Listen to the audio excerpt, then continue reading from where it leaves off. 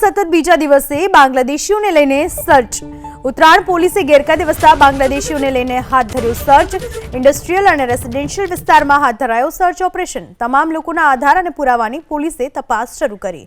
સુરતમાં આજે પણ સતત બીજા દિવસે બાંગ્લાદેશીઓ માટેનું સર્ચ ઓપરેશન શરૂ કરવામાં આવ્યું છે, જે પહેલગામની ઘટના બની હતી ત્યારબાદ સમગ્ર ગુજરાતમાં જે પણ ગેરકાયદેસર રીતે બાંગ્લાદેશીઓ વસવાટ કરતા હોય અથવા તો અન્ય દેશના લોકો જે ગેરકાયદેસર રીતે ગુજરાતમાં વસતા હોય તેને તપાસવાની કામગીરી શરૂ કરી દેવામાં આવી છે। બીજી બાજુ જેતપુરમાં પોલીસે ગેરકાયદે બાંગ્લાદેશી મહિલાની ધરપકડ કરી।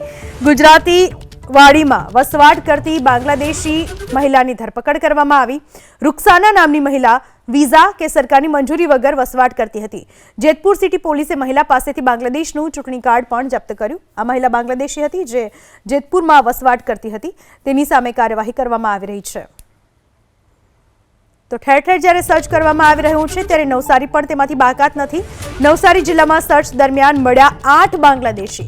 નવસારી પોલીસે 2 દિવસથી હાથ ધર્યું છે સર્ચ ઓપરેશન। 2 દિવસના સર્ચ દરમિયાન ગેરકાયદે વસવાટ કરતા 8 બાંગ્લાદેશીઓ ઝડપાયા। 8 બાંગ્લાદેશીઓ પૈકી એક મહિલાનો સમાવેશ। બાંગ્લાદેશીઓ 8 વર્ષથી ગેરકાયદેસર રીતે વસવાટ કરતા હતા।